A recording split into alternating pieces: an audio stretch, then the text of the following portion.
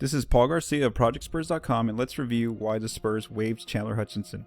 So on Saturday, the Spurs did waive Chandler Hutchison, who they recently acquired in a multi-team trade with the Washington Wizards. With Hutchison, they also got a 2022 second-round pick in that deal. So let's go over three key questions. Why did the Spurs waive Hutchison? What does their cap sheet look like now? And what other roster moves are coming for this team? In our first question, why did they waive Hutchison?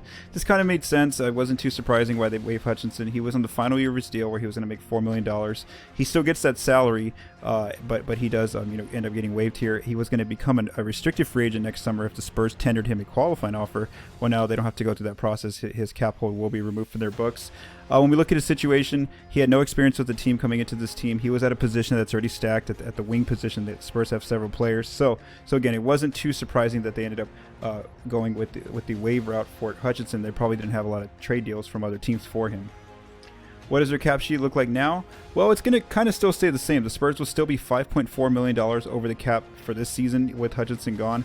His cap hit will still stay on their books for $4 million. They can still, as far as next offseason, we know that his cap hold will be gone, so they can still open up to $32.9 million in cap space.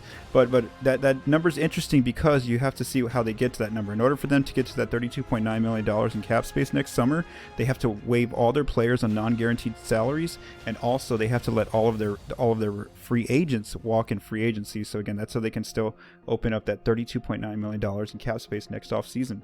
Our final question is, what other roster moves are coming? So we know that even with Hutchison gone, the Spurs still have 16 players on guaranteed deals. The NBA rule is that you have to get your team down to 15 NBA players and 2 two-way players by opening night of the regular season. So that's going to be the day before, which is October 18th. Now, as you can see here, I have two players that are probably the most likely candidates to get traded or possibly waived. And this is Thaddeus Young and al-farouq. The reason why I mentioned these two players is because they're in a very similar situation where Hutchison was. They're both on the final year of their deals, and they will both be free agents next offseason. We've also already seen Thaddeus Young, his name mentioned in different trade rumors. He's been mentioned that the Cavs have interest in him and also the Phoenix Suns. So again, the Spurs either have to waive a player or trade a player by October 18th.